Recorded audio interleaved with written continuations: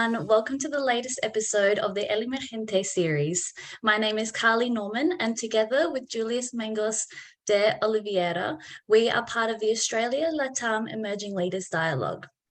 Our organisation seeks to strengthen Australia-Latin American relations through the next generation of young leaders. Yes, and today we have the pleasure of interviewing Yolanda Vega, a leadership and management lecturer, gender and inclusion policy advisor and non-executive director, a former journalist and former CEO of the Australian Women Chamber of Commerce and Industry.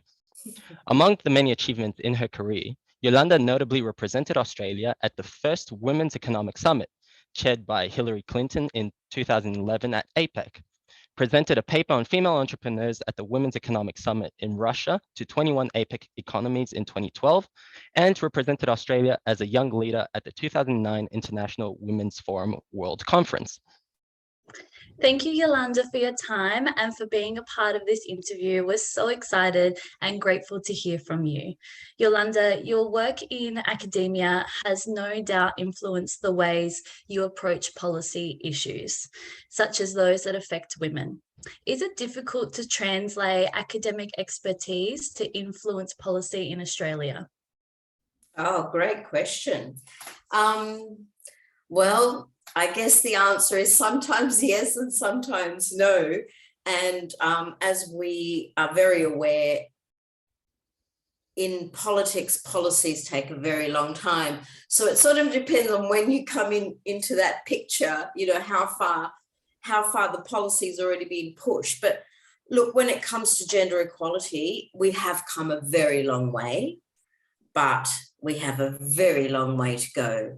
You know, I don't think any of us can afford to hang around for another 100+ years to see equity on planet Earth, really, because we're going to start going off into other planets, and we can't be taking the sexist crap onto other planets as well. It's just not going to work for us.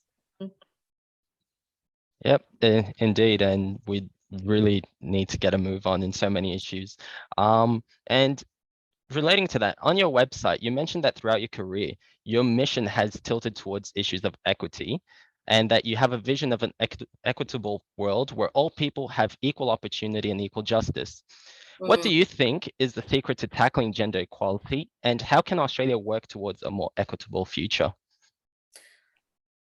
Well, that is, trying to save the planet from itself, really. So it has to start with culture. And we know, unfortunately, like in politics, culture to change takes a lot of complex angles to tackle it from, and also takes a very long period of time. So again, we are seeing different cultures influencing our communities now. And unfortunately, some are for the better and some are for the worse. And I'm talking about misogyny. We've still got, a lot of religious issues with misogyny, because that's archaic concepts that are being distributed throughout the community, which are no longer effective in our society, let alone in Australia, 21st century. So migration brings the good and the bad, because we're still seeing that archaic unfortunate misogyny being spread. So we need to be aware of that, and we need to educate. Yeah, I think that's a really great point. Now, Yolanda, we would just like to ask, in May 2002, you ran as the Reasons Party's lead Senate candidate for the state in Victoria in Australia's federal election. Yes. You ran on a platform that was motivated by human rights, protecting children from abuse, removing political, professional and cultural barriers for women, and fighting corruption. Can you describe the moment you knew that you wanted to run for Senate, and what is something that you have learned about Australia's political environment since your campaign? What I've learned is that things change very slowly. And things move very slowly.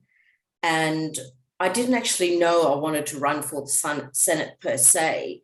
I remember as a young journalism student, I thought I would get into politics after I finished my degree, because that's what a lot of journalists did back then. But then I realized I didn't want to spend my time surrounded by ignorant wasps that were mainly overweight at the time and male. So I decided not to do that. And then now that the environment has changed somewhat, I thought, well, I don't know, I've got 3 months between finishing my PhD and, you know, blah, blah, blah. I'll just have a go. And I had to go, it was one of those things that I didn't really think about or strategize or calculate the negative implications thereafter. It's done.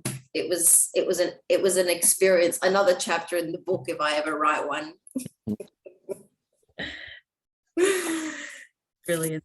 Yeah, fantastic. And well, you've definitely done so many things that I think for the average person you couldn't even plan, and it's things that you just see the opportunity, or you see an opportunity for change.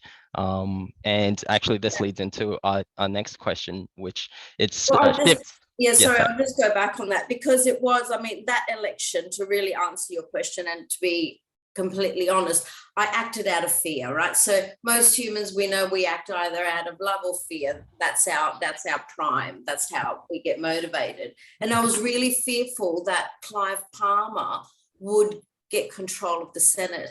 And they say that you should not fear because you attract your fears. And in this case, I absolutely did, because the only seat that party obtained in all of Australia was the seat that I wanted and the seat that I feared he would take, and they did.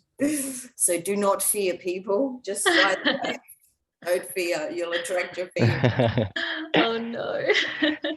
Absolutely true. But yes, and fear can also bring up great opportunities and opportunities for change, and we can see that definitely you've acted on those with fear of how society might be going, if you want to see it that way, possibly, and trying to promote that change. And that actually leads me on to the next question, which shifts a little bit in terms of the theme, but you have a very unique distinction as being the only person in the world who has been given a license to change one of John Lennon's songs, Give Peace a Chance. And so can you tell us a bit about that story, the background behind it, and how you got permission to use that song? Oh, life is a funny journey, you know. How did I get permission? It's such a long story. It's all about networks. So I was working as a journalist, and I got together with a colleague, and he had a colleague that had a contact, and then we got together, and then there was an introduction, and then I was in New York speaking to Yoko's lawyers, and then I was in Byron Bay trying to get 20 bands together, and I'm just like, what am I doing? How is this all happening? Who am I? Oh my God, I need a bus, because it was just crazy. So yeah, another one of those pinch me moments, like, you know, you just ride the wave and all of a sudden you're doing something and then you go, what am I doing? The same thing happened when I was in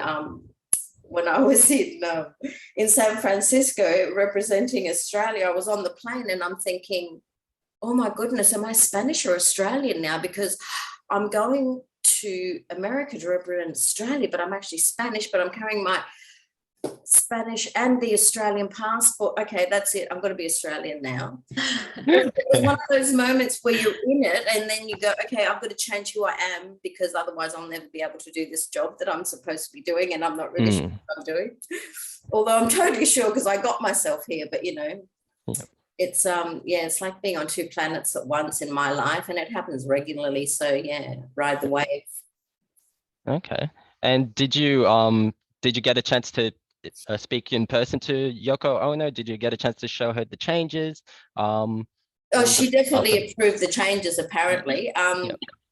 Although it was just a very basic legal transaction. There was no, you know, we have to approve it or anything like that. Yeah. But yes, I do believe. No, I'd never met her. One of my colleagues did. I was more on the legal side, not the personable side. And yeah, it was an amazing experience, but unfortunately the world was not really interested in peace. We hear all about war. It's far more newsworthy than peace. That's very true. Can you tell us a little bit about the drive behind wanting to change the lyrics and kind of what was the process behind it? The process was that when we were in Byron Bay, so I got a studio, and at Byron Bay at the Blues Fest there were bands coming from all over the world. So it was like understanding that, I then contacted them and said, do you want to take part in this? And they said yes. And so they were just jamming, you know. Byron Bay, it's happy times. So you get in the studio, there was like, they were coming in and out of the studio and each one was doing their bit, and if they coincided in times, then they'd do like a joint bit, and then at the end a few more came in. So we had, you know, hours and hours and hours of recording. And one of the bands, this Buena Vista Social Club, they were jamming and they just added a chorus. Oh. And so I had to then go back to the lawyers. And that's how it happened, because it, you know, the process had already started. So it was like just one more thing. Oh, Yolanda's back again. Okay, what now? What's going on with the song now? So yeah, that's how it happened. Oh, what an incredible story. And momentum. Yeah. And I just love the opportunities that you take. As soon as an opportunity arises, you just ride the wave and you go with the flow and see where it takes you. Yep. And that takes you sometimes to a big black hole, and sometimes it takes you to the sunshine, you know? It's worth the risk, yeah. Well, I think so. So far, so good.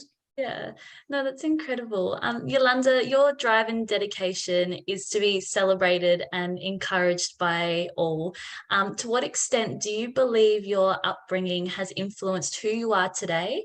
And what is the greatest lesson that you've learned from your parents during those years? Well, yes, your primary socialization definitely makes who you are. Your first 7 years are crucial to the adult that you get out at the other end. And that's been scientifically proven, and some extraordinary documentaries have been done. The very first one I watched as a sociology student was 7 Up.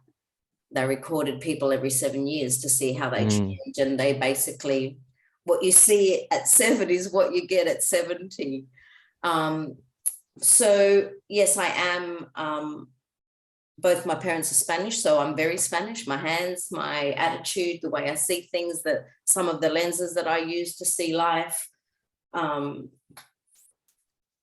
passion, my exaggeration, my colorfulness, like everything that I am is based on the seed that grew.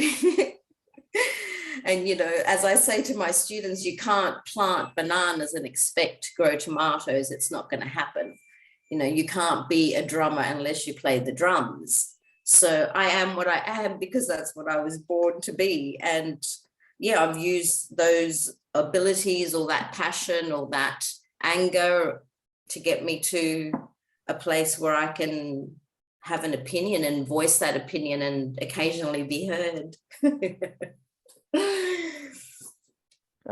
That's absolutely wonderful, and it's you can really see throughout your life story and the little that we know. We don't know all the parts to it, but we can see just by how you speak and all your actions that you really implement all those lessons in your life on a day-to-day basis and all these kind of things. And we know that your parents were refugees, and do you feel like, again, this determination and also your adherence to the opportunities that come randomly throughout your life, do you feel like the lessons from their history is what also drives you to take up opportunities that come up all of a sudden, or do you feel there's other parts?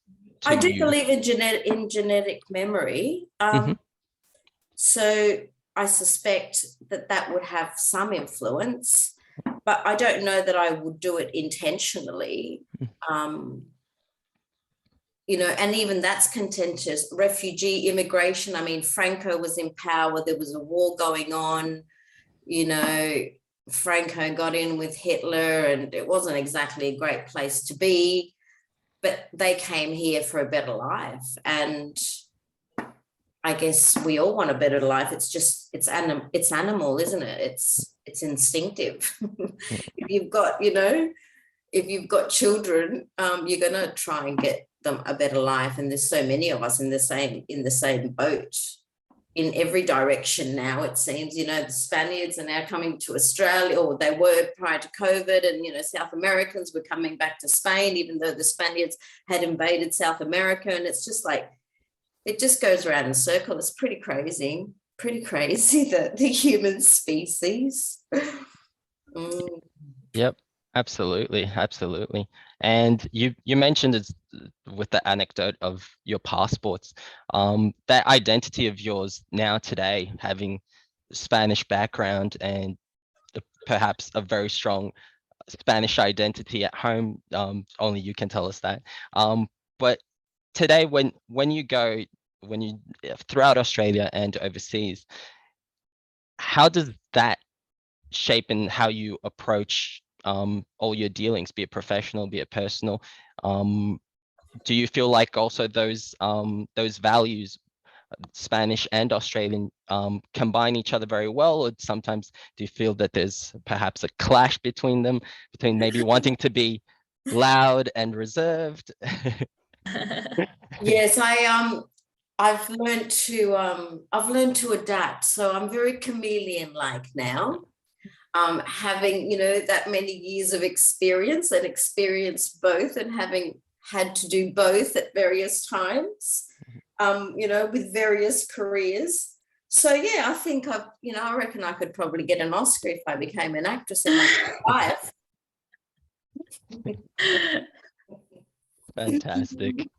Fantastic.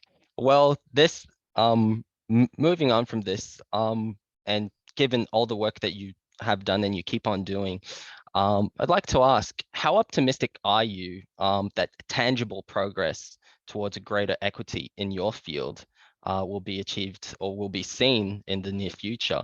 And with that, what do you consider are still the main obstacles that need to be addressed? And can you offer any advice on how to make this more effective? Yes, I could offer advice. I definitely could, but we'd be here for several days. And I know nobody has that much time. I think the bottom line, really, jokes aside,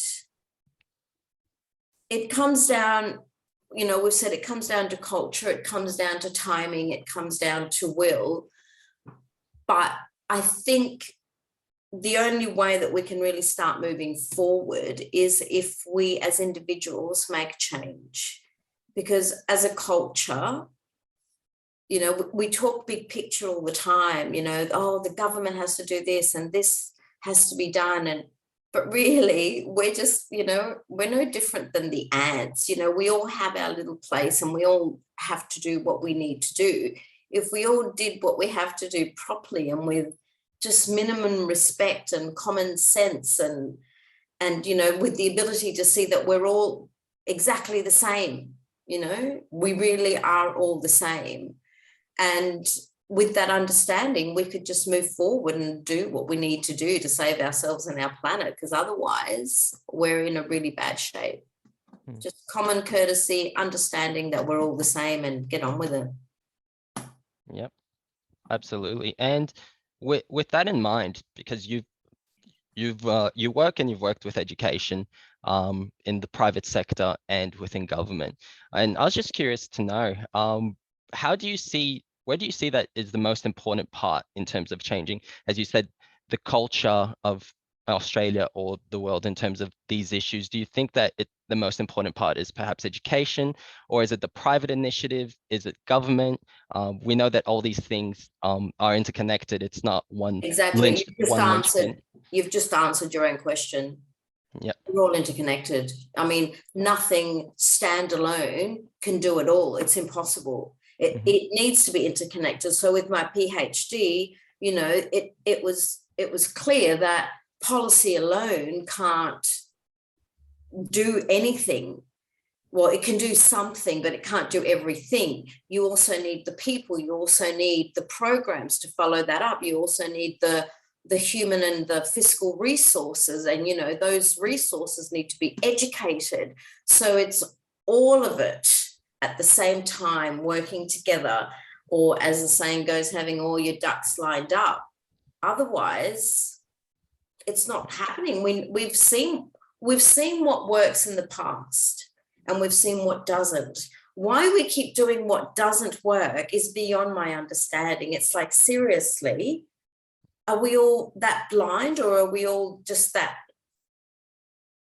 tired of doing? I don't know. It just seems so illogical sometimes to me, when all of the positives are there and we can replicate those positives and move forward and get, you know, everybody involved in society and in the economy. And at the end of the day, the more that we work together, the better that we're all going to be. So it makes no sense to separate. You know, look at Brexit. Yeah, good on you, boys. Yeah. Absolutely. Oh, fantastic. Well, thank you so much, Yolanda, for sharing your story. It has been an absolute pleasure to hear from you and about your journey. Yeah. You're welcome. Yeah, and from me as well, thank you so much.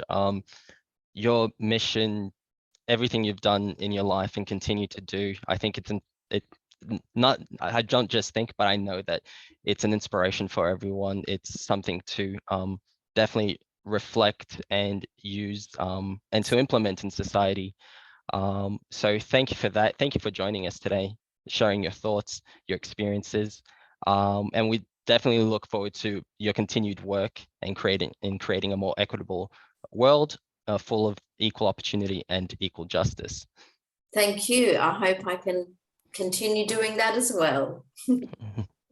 Most definitely. And to thank everyone watching, thank you, and stay tuned for more inspiring discussions with Australian and Latin American leaders in our Emergente series. Goodbye.